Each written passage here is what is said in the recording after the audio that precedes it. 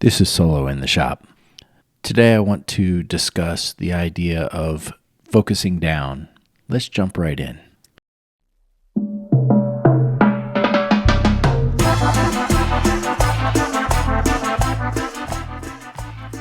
Whether you are a hobbyist, weekend warrior, making commissions for friends and family, or already a full-time maker, if you are solo in your shop, this is the show for you. I'm Ronald Lowe's, the host of Solo in the Shop, a woodworking podcast discussing everything from current projects, tools and techniques, decisions around running a small business, and much more. So if you frequently find yourself alone and covered in sawdust, follow my journey and we can be solo in the shop together.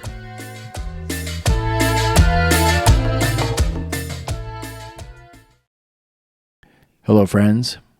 As usual in the shop, very busy. Last 4 days, delivered 3 tables. It's a great feeling to get those out. I've still got 8 more in the queue, and I just sold 3 more. So it's there's no end in sight. So keeping busy, and the end of the year is looking really good. So I'm very excited about what's happening in the shop. I do think that part of why it's going so well has been changing company names from Handmade by Ronald Lowe's to New England Table Company. And that is part of what got me thinking about today's episode. Is rebranding was a way to clarify what my business was. I realized a few months ago that Handmade by Ronald Lowe's was not conveying what I did. It definitely said that I made things by hand, but I think about people seeing my truck with Handmade by Ronald Lowe's on the side, and it's not really clear what I'm making. It's not until people get into my Instagram or to my website that they could see what I'm doing. But by then, they may be disillusioned because that's not what they were shopping for. They were hoping for handmade chairs or handmade who knows what, decks. I don't know. So changing it to New England Table Company had a few advantages, right? It makes it clear what I'm making. It also makes it clear where I'm making it and where my customers are located. So if you're in New England and you're looking for a table, I feel like New England Table Company would be a good place to start. And that actually has been exactly my experience, is that customers are just coming out of the woodwork, both retail and residential customers, who now realize, hey, here's a new source for custom tables, and it's been really busy. So I wanted to talk a bit about focusing down and getting away from being vague or unclear in your branding or your messaging.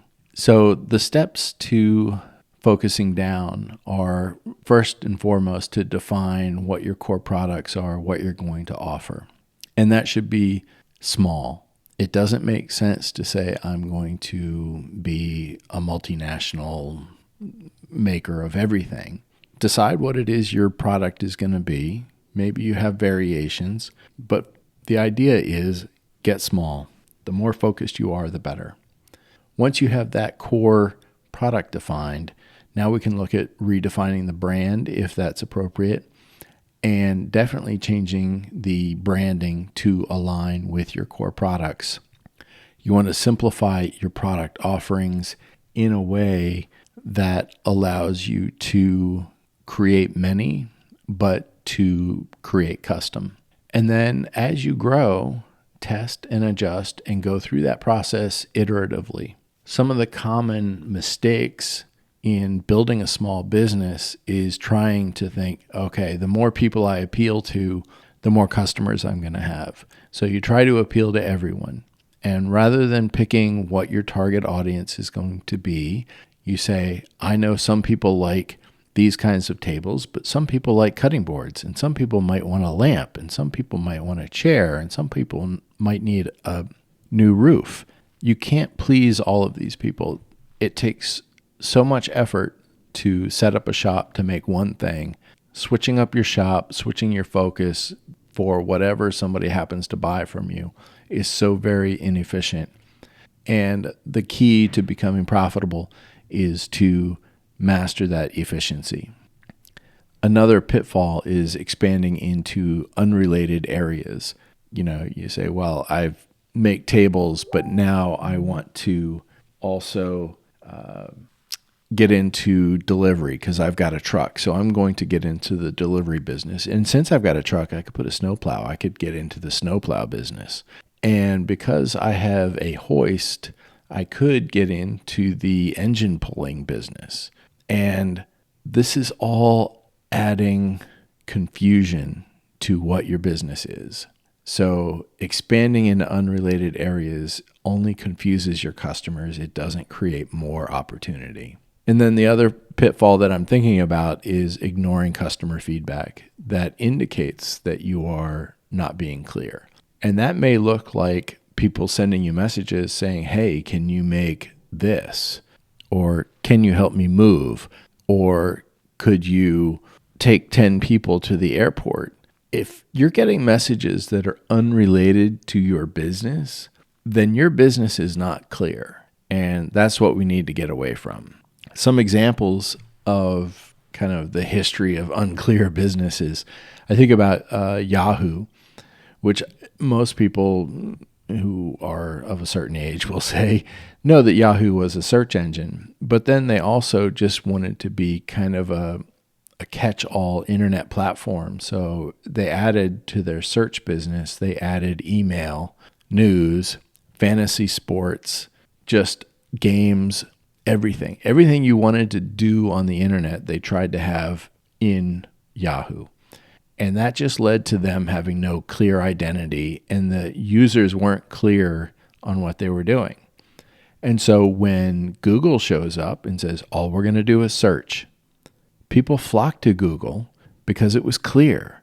This is, if I want to find something, I go to Google. You don't think, oh, if I want to find something, I'm going to go to Yahoo. Yahoo was so messy that you weren't sure that you weren't just getting search results from other parts of Yahoo. And then ESPN comes along and offers fantasy sports. Very clear. Everything about sports was ESPN. So you didn't need Yahoo for that. Another example is WeWork, which started off just doing office space rentals.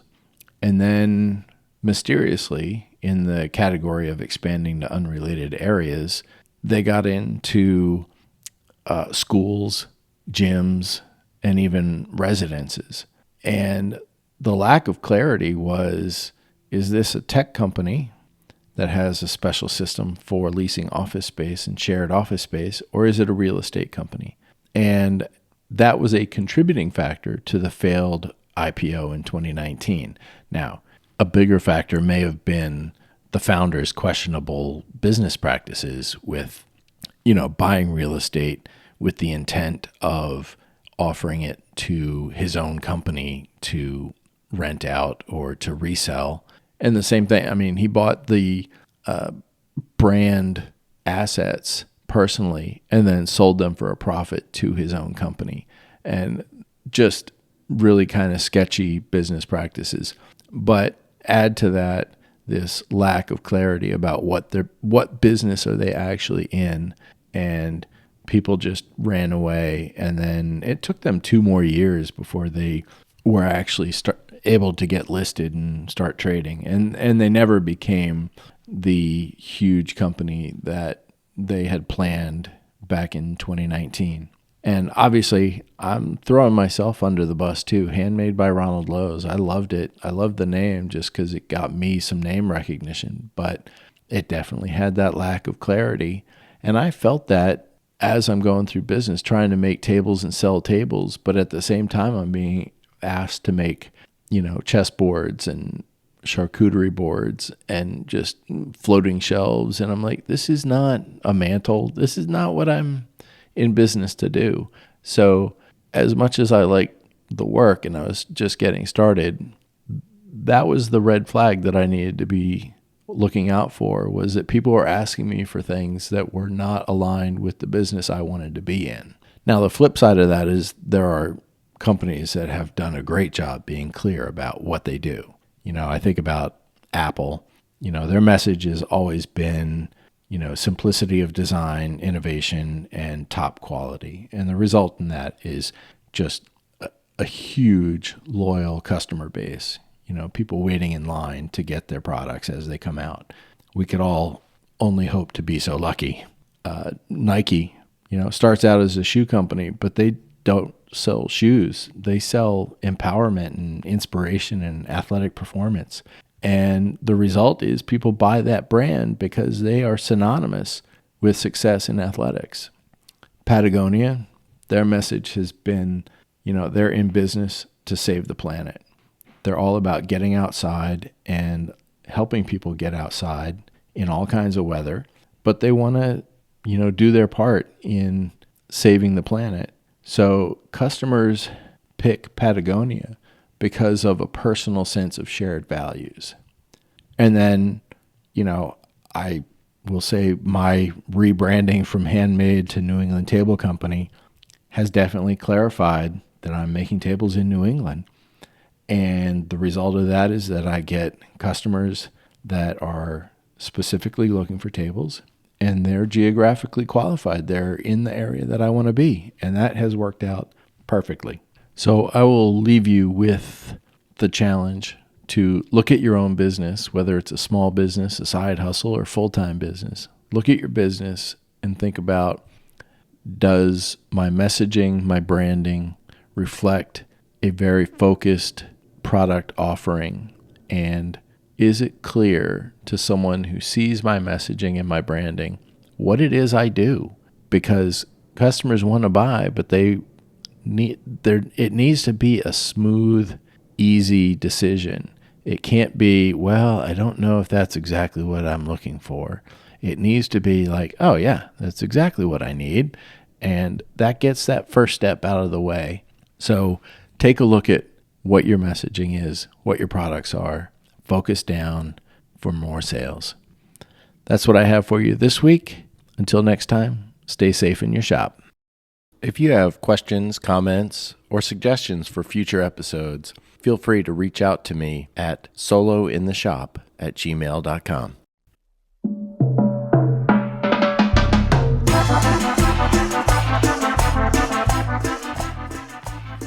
Thank you for listening to today's episode.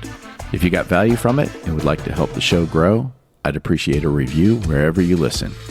Be sure to check the show notes for links to my socials or any extra stuff we discussed today.